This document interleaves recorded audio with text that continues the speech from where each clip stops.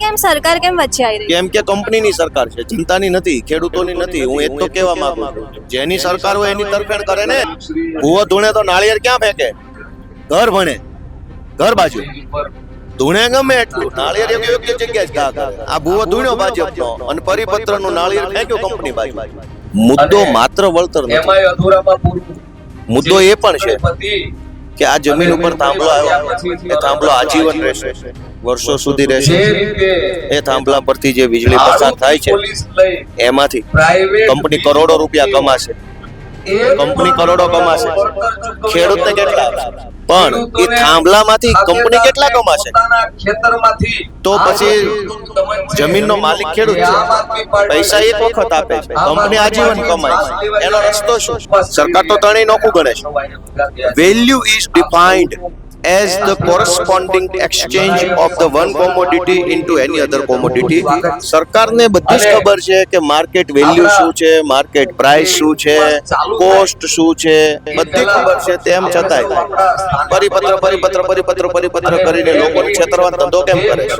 અને બહુ મોટી મોટી વાતો કરે છે કે આમ ખેડૂતોને હવે આના પછી સ્વર્ગ આવી જાય, હવે કોઈ આમાં જીવનમાં દુઃખ નથી વધ્યું.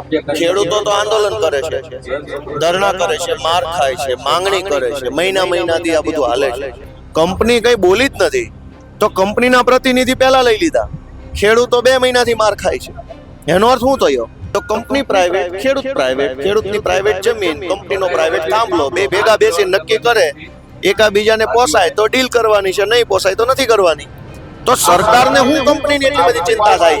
ઐતિહાસિક કરે છે આ લોકો, તો જવાબદારી લેવી હતી કે ઐતિહાસિક નિર્ણય લેવા માટે વાર લાગી. એના કારણે છેલ્લા 2 વર્ષથી ખેડૂતોએ માર ખાવો પડે. ભાજપના લોકો આ મહિનાથી આંદોલન હાલે છે, એમાં ક્યાંય દેખાતા નહોતા, ક્યાંય બોલતા નહોતા, પોસ્ટે નહોતા કરતા. અચાનક ગુફામાંથી બહાર આવ્યા. હમણાં સુધી કોડા કાકા ક્યાં હતા? અત્યાર સુધી ગુફામાં હતા. ખેડૂતો આંદોલન કરતા હતા ત્યારે જેવો આ કંપની પ્રેરિત પરિપત્ર આવ્યો તો કે ઐતિહાસિક, અભૂતપૂર્વ.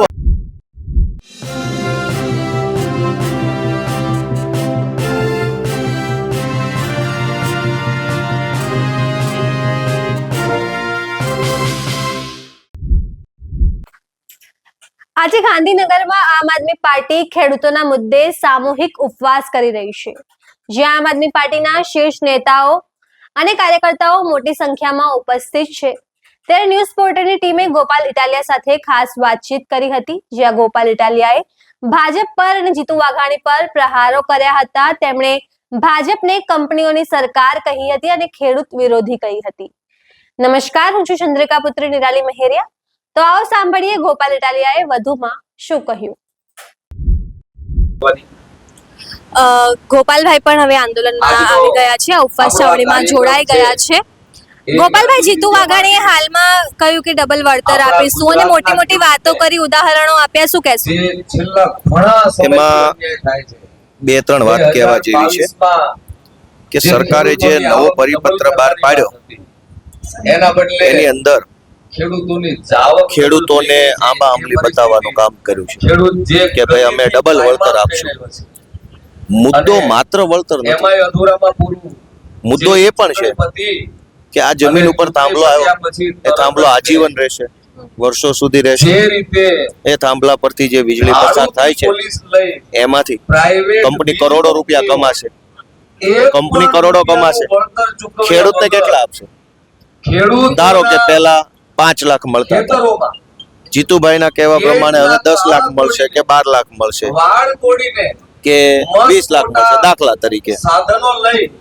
પણ એ થાંભલામાંથી કંપની કેટલા કમાશે? આ એના જેવી વાત થઈ કે તમારા ઘરમાં 4 રૂમ હોય, રૂમ, એમાંથી એક રૂમમાં હું મારો ખાટલો મૂકી દઉં અને તમને એમ કહું 1 લાખ રૂપિયા આપ્યા, મારો ખાટલો આ રૂમમાં રહેશે. એટલે તમારા થઈ ગયા 3 રૂમ. એક રૂમ કાયમ માટે મારો, આજીવન ખાટલો મારો, રૂમ મારો. એક વખત લાખ રૂપિયા આપી દીધા, પછી પાછો એ ખાટલા ને રૂમ બધું મેં ભાડે આપવાનું ચાલુ કર્યું, એમાંથી પૈસા કમાવા લાગ્યા. તો પછી જમીનનો માલિક ખેડૂત છે, પૈસા એક વખત આપે છે, કંપની આજીવન કમાય છે, એનો રસ્તો શું? દોડી સંતાડતી નથી. બીજી વાત પાછલા બારણેથી કે આ શું લખ્યું છે, difference between cost, price and value. આ કઈ વેબસાઇટ ઉપર છે? ગુજરાત સરકારની. ગુજરાત સરકારની વેબસાઇટ ઉપર જે પાયાનું ખાતર DAP એક DLVC કમિટી છે, ડિસ્ટ્રિક્ટ લેન્ડ વેલ્યુએશન કમિટી, વર્ષોથી છે. એનો અધ્યક્ષ કલેક્ટર હોય.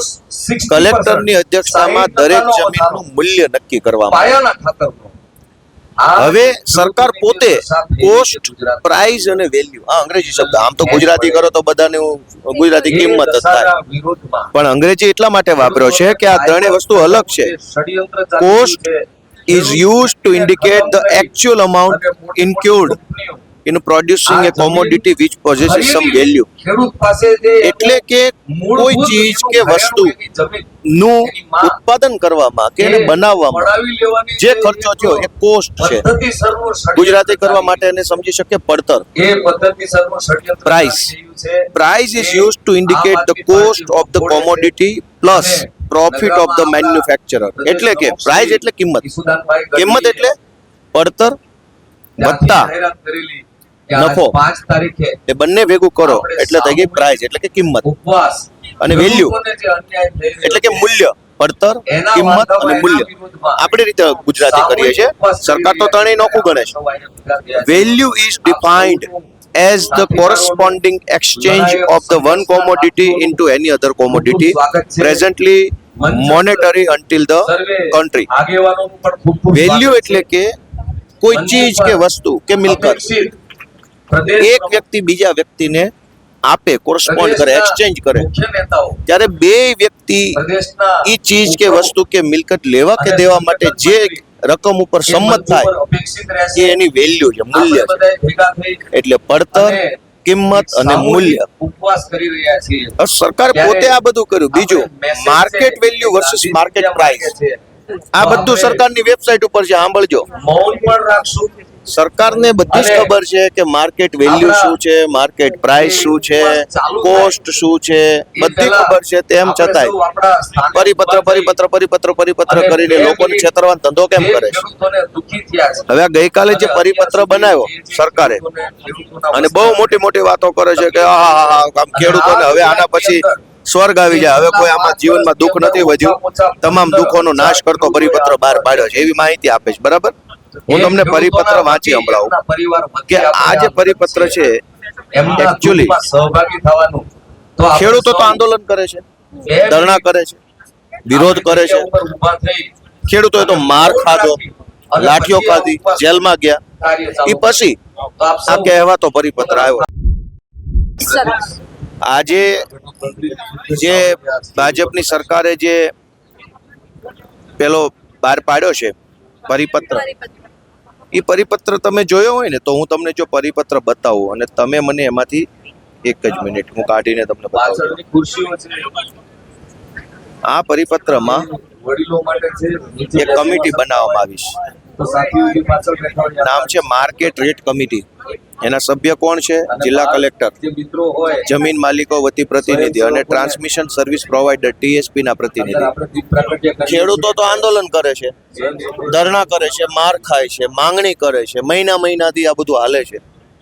ત્યારે ખાલી ખેડૂતોને છેતરવા માટે, ભ્રમિત કરવા માટે આ પરિપત્ર બહાર પાડ્યો.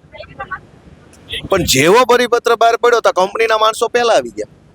કંપની વાળાએ કર્યું આંદોલન કે માર્કેટ રેટ કમિટી બનાવો અને એમાં કંપનીના પ્રતિનિધિ સામે કીધું. કંપની વાળાએ આંદોલન કર્યું, ધરણા કર્યા, રેલી કરી. કંપની વાળાએ માર ખાધો. કંપની કઈ બોલી જ નથી તો કંપનીના પ્રતિનિધિ પહેલા લઈ લીધા. ખેડૂતો 2 મહિનાથી માર ખાય છે. એનો અર્થ શું થયો કે આખો પરિપત્ર કંપની માટે છે, કંપનીની તરફેણમાં છે, કંપનીને ફાયદો થાય એના માટે છે, જનતાને ફાયદો થાય એના માટે નથી. શું કામ? કે કંપની પ્રાઇવેટ છે કે સરકારી? પ્રાઇવેટ. જમીન સરકારી છે કે પ્રાઇવેટ? પણ પ્રાઇવેટ માલિકીનું છે. હા. હવે તમે પ્રાઇવેટ, હું પ્રાઇવેટ, તો નક્કી આપણે બે કરશે કે ત્રીજો માણસ કરશે? કોણ કરશે? બંને પાર્ટી જ કરશે. હે ને? તો કંપની પ્રાઇવેટ, ખેડૂત પ્રાઇવેટ, ખેડૂતની પ્રાઇવેટ જમીન, કંપનીનો પ્રાઇવેટ થાંભલો, બે ભેગા બેસીને નક્કી કરે, એકાબીજાને પોસાય તો ડીલ કરવાની છે, નહીં પોસાય તો નથી કરવાની. આમાં સરકારે કેમ આવી રીતે બધી છેતરવા પડે છે જનતાને? તમારું ઘર મને ભાડે આપવું કે ન આપવું એ નક્કી તમે કરો કે સરકાર કરે? હું કરું. તમે કરો. તમારી ગાડી મને વેચાતી આપવી કે ના આપવી, ભાડે આપવી કે ના આપવી, તમારી ગાડી મને બેસાડો કે ના બેસાડો તમે નક્કી કરો કે સરકાર? હું જ કરું. હે ને? તમારા ફળિયામાં મને ઉભા રહેવા દો કે ના ઉભા રહેવા દો સરકાર નક્કી કરે કે તમે નક્કી કરો? હું નક્કી કરું. તો તમારા ખેતરમાં થાંભલો નાખવા દો કે ના નાખવા દો સરકાર નક્કી કરે કે તમે નક્કી કરો? ખેડૂત જ નક્કી કરે. આમાં સરકાર નક્કી કરે છે. પણ કેમ સરકાર કેમ વચ્ચે આવી રહી? કેમ કે કંપનીની સરકાર છે, જનતાની નથી, ખેડૂતોની નથી. હું એ જ તો કહેવા માંગુ છું. જેની સરકાર હોય એની તરફેણ કરે ને. ભૂવો ધૂણે તો નાળિયેર ક્યાં ફેંકે? ઘર ભણે, ઘર બાજુ ધૂણે ગમે એટલું, નાળિયેર યોગ્ય જગ્યાએ જ ઘા કરે. આ ભૂવો ધૂણ્યો ભાજપનો અને પરિપત્રનું નાળિયેર ફેંક્યું કંપની બાજુ. લ્યો આપણે આમાં ક્યાં આમાં બહુ સરસ ને વેરી ગુડ ને નાઇસ ને ઐતિહાસિક ને કાંઈ ઐતિહાસિક નથી.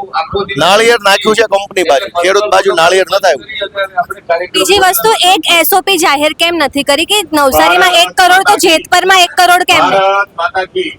સવાલ 1 કરોડ નો નથી. નવસારીમાં 1 કરોડ તો મોરબીમાં 1 કરોડ એવું ન હોય. મોરબીમાં 5 હોય ખેડૂતોના હિત માટે અને નવસારીમાં 1 કરોડ હોય તો સુરેન્દ્રનગરમાં 55 કરોડ હોય. આમ આદમી પાર્ટી એવું નથી જરૂરી. મૂળ મુદ્દો એ છે કે કંપની અને ખેડૂત બે પ્રાઇવેટ છે. કંપનીની પ્રાઇવેટ લાઈન છે, ખેડૂતની પ્રાઇવેટ જમીન છે પોતાની, બે પોતપોતાની મિલકતના માલિક છે. તો સરકારને હું કંપનીની એટલી બધી ચિંતા થાય છે, ખેડૂતની કેમ નહીં? જ્યાં પણ બેસી શકાય વાત એમ ત્યાં છે. આપણે આપણી ટીમ સાથે વ્યવસ્થિત છેલ્લો પ્રશ્ન છે, પ્રેસ કોન્ફરન્સમાં જીતુ વાઘાણીએ જે રીતે ખેડૂતોને માર મરાયો એના વિશે કેમ કંઈ નહીં બોલ્યા? અને આપણે બધાએ માત્ર કેમ કે એ તો માર મરાવા વાળા જે પોતે છે સરકાર જ છે ભાજપની. ફોટા પાડવા માટે આજે અત્યારે ઐતિહાસિક કરે છે આ લોકો. તો જવાબદારી લેવી હતી ને કે આ ઐતિહાસિક નિર્ણય લેવા માટે વાર લાગી. એના કારણે છેલ્લા 2 વર્ષથી ખેડૂતોએ માર ખાવો પડ્યો.